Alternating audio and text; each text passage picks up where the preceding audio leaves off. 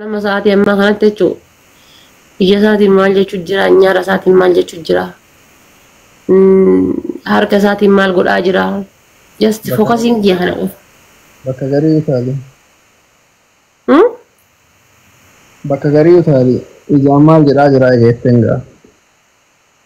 Kabar namni ijaanis dubbachuun jira bar.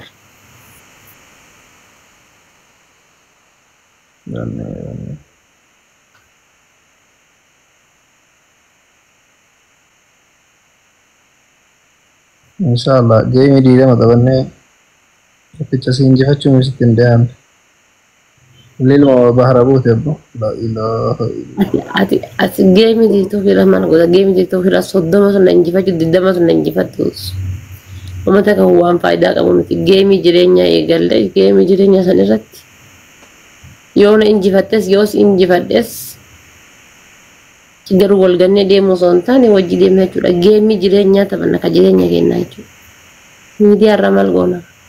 Kan moo'ateef kan moo'atame illee dirriba takka olii gala. Haadha faate. Miidiyaati bakka haadha faate jettee gisee na waamtu hin jiraa miti. Waamicha kan kee paaworii qabu na waamtu san irraan wanni wayina dhadhagamti maali garuu?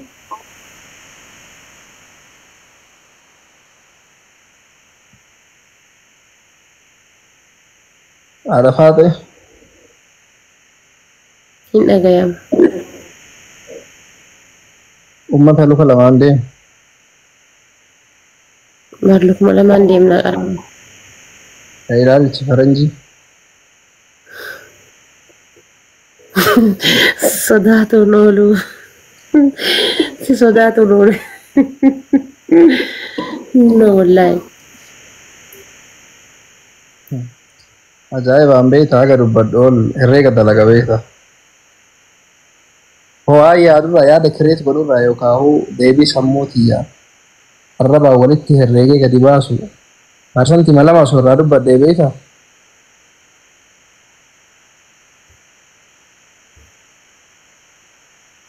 Inshallah.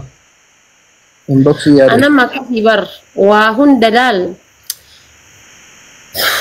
Qalbiin jeetu waa meeqa na yaadu jirti waa meeqa jiraa miti garuu hoo akka yaaduuf akka inni jedhu fa'aan osoo dubbadheeti waa hojjonnodha garuu ammoo booda namni afaanuma kanaa fi harkuma kanaaf lukuma tanaan aarsaa lubbuullee kan falaateetti arrabuma waa dubbatu kan ulfina kiyya barbaadamoo salphina kiyya barbaada gaafii jiddumaa. Ulfina kiyya barbaadamoo salphina kiyya barbaada. Maal jechuun? Gaafii. Maal jechuun gaafii akkanaa? Gaafii gabaaf dubar. Yookaan ulfina kee barbaada yookaan salphina kee barbaada. Simple. Maali gaafii akka nama barbaachise? Badde badriyaa gabii jedhetti maa jira.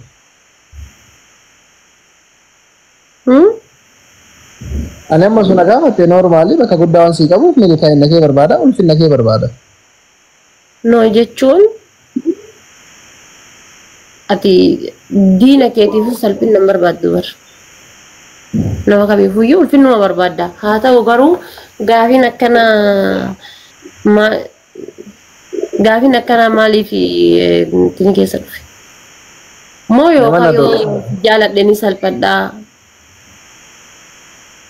Wallaahi. Yookaan immoo haa dhagahu abbaan fedhe ol jedhaa deema abbaan fedhe mataan haa awwaalamu haadha faadha jaalachuun kabajuun bultii wajjin jaarachuun dhuunfatti wajjin gammaduun mul'ata borii dhugaa waliin dhugoomsachuun dambalii jaalalaa keessa wajjin seenuun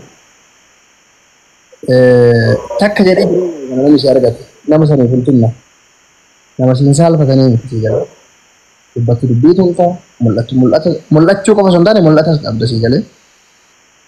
Dubartii yoo naasaallee jettee reeta arraba gadhiiftu dhiira caalaa haasa'uu dandeettu. Nama yaada ofii ibsachuu danda'u. Bifa aadaatiin ta'ee bifa ammayyaatiin. Garuu maal fiddamaa si sodaadha si lafa goo jirtaami? garuu matana baasi jechuma garuu jettu sana dhagahuun fedhu maaliif silaaniin hin fedhu bas garuu jecha jettu dhagahuun fedhu.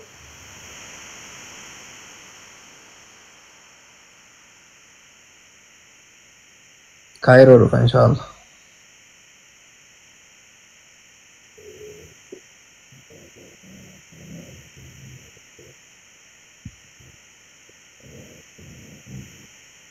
Ummata miskiina koo ummata garaa nama nyaatu, ummata garaa bashaashaa, ummata garaa fannaanaa.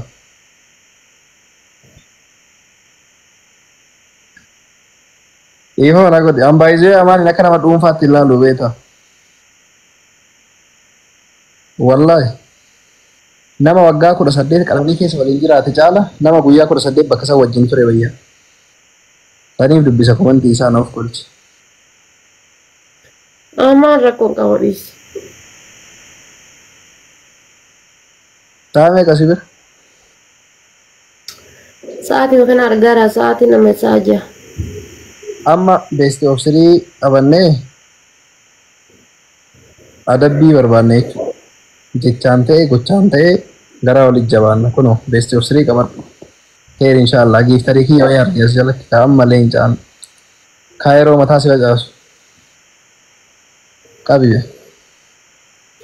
Garuu wanta akkanaan hin jettu.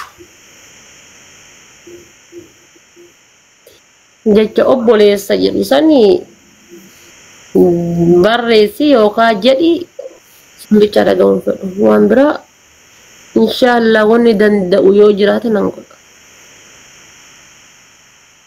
Amaan rabbii keetii jedhi please. Yaa na injifachuun qabdu bani Adam dhugaa rabbii irra aanuu qabnu. Olaantummaan ka gumaati, olaantummaan ka dhiiraati, olaantummaan ka gootaati, olaantummaan ka jaalatamaati, olaantummaan ka kabajamaati yaa. Uummanni biyya faranjiidha bar ladies first waan jedhamutti amana. Oh my god, no way. Guma is the first. Akkasuma first in family. Gubaa ko mee darbadha barakataati nan salphisinaa ka Oromiyaa teennee Kaayiroon injifatamuun salphinna. Yeroo ammaan tana daawwattoota keenya yeroo ammaan tana waraana addunyaa sadaffaa haadha faatee fi gumaa qeerroo Oromiyaa jedhutti gaggeeffamu jira. Eentu injifata maal wal adabu ka jedhu addunyaan guutuun afaan bantee kan eegaa jirtu yoo ta'u please darbadha. Baadiyyaa kiisna godhubbu. Baadiyyaa ta'e takka dhufeeffatu yalla kiisna godhin.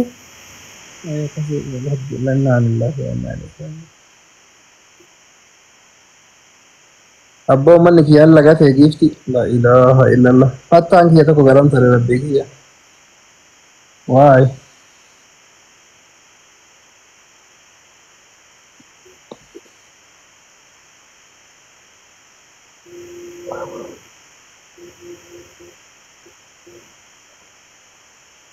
Biyya nyaata fatiyaa. Bashannantuu thank you galatoomii.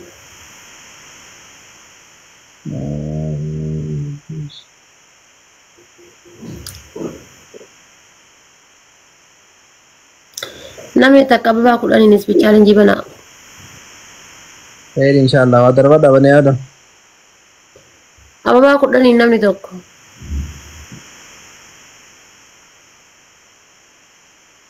Khair inshallah galatoomaa wal faadha. Namni tokko ababaa kudhanii guys. Ababaan Ayyaantu jibbaatu tokko tafe tokko. Oh my god. Leesh. Leesh family leesh. bani Adam dafa abang gina kenal aku misalnya Hundaafuu ashaangulliitiin akka gara keenyatti hin boonne jabaadha. gana matara sibooti inshallah Iddoon matarra yoo na buqqe siyyuu sabbaraa miti maa.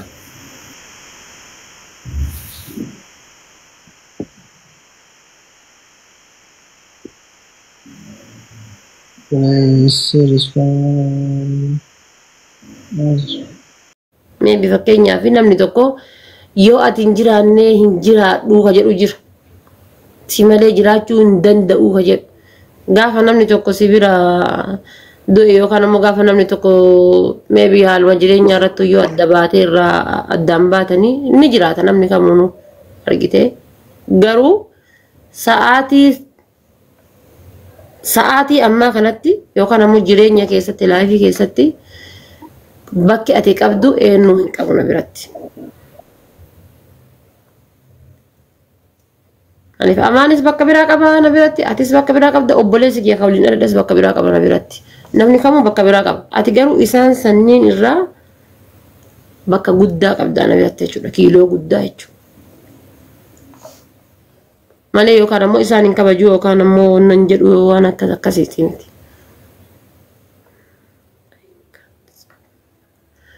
Can't believe it you.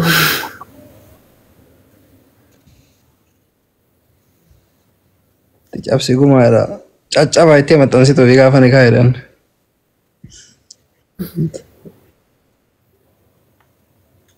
Gaafii wayii sii qabaa. Ana jaalattama gumaa caala jaalattaa sin jedhaa jira. Dhiifama tana qofa deebisaa lafaati. Lammata komantiin dubbisu. Ana jaalattama gumaa jaalatta. Amaan qaallu. Isa akka obboleessaatti jaaladha. Kawaata akka keessan dabalee akka obboleessaatitti. Bakka obboleessaatitti sadarkaa obboleessaatiif kabajaa obboleessaa qaba. Ati ammoo kabajaa biraatti sadarkaa biraa qabda na biraa jedhee baran. Akkuma fakkeenyaaf warra biyya keessa bulchaa jiran kan argite Abiyyis gahee biraa qaba, sadarkaa biraa qaba, Shimallis sadarkaa biraa qaba. Hundinuu warra achii gadi jiraniif jechuudha akkas. Ati sadarkaa biraa qabda na biratti isaan inni waan biraa qaba na biratti. Akkamitti walitti fida? Anamoo isa akkamitti? Maaf filannoo keessa galuun qabdu jechuudhaati. Kana jechuun gabaabumatti namni ilaalcha amaan qabduuf kumaatamaan jira. Akka gumaan jirudha waliin nu galche. Yaa akkasi. Ati filannoo keessa galchuun qabu. Filannoo keessa si galchuun qabu. Ati filannoo keessa galuun qabda. Akkamiin filannoo keessa galu? Reedee lakkoofta akkana lafarra buuftaa jechuudha. Jechoota kee kana osoo walitti guuranii bifa asoosamaatiin nama meeqa miliyoonar ittiin taakkaa peejii 100 barreesse. Ani kanan dubbisu waan namaan barreesse. Itoophiyaa jira waan akkanaan dubbisu. Minishaa koo goota koo. Maal jedhee beektaa? Laali, aansoorii beektaa? Ani sadarkaa milishaa qaba jechuudha si biratti haadha faatee. Milishaa nama bar yeroo amma biyya bulchaa jiru bar milishaadha bar. Milishaan akkoo akka biyyaatitti bar sadarkaa guddaa keessa jira bar sadarkaa guddaarra jira. Biyya ka bulchaa jiru ammoo ta'u biyyi xiqqoo atamu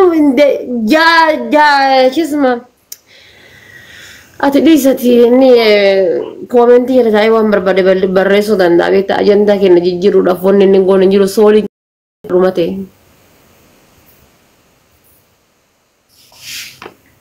Aboo abdii arsii ka'e kun gatii sii kabalaa jira. Rabbii keeti jedhee haati faatee akkuma namni isii jaalatu kan isii jibbullee jira. Tole jedhee isiillee gammachiisi nullee gammachiisi. Gab godhi dirraan lafa nu gahee jedha abboota. Oromii fi inni fayyadamuu laalaa kaawwata. Nama koomentii hedduun dubbisu malee maaliif jennaan nama jire uuma kiyyaayyuu jechuudha. Yeroo nama bira jiru nama bira taa'aa jiraadhee nama bira jiraadhee silkii namni tuttuquu maal jechuun waan akkasaan nama tokko bira jiraannaan bakka just attention kiyya nama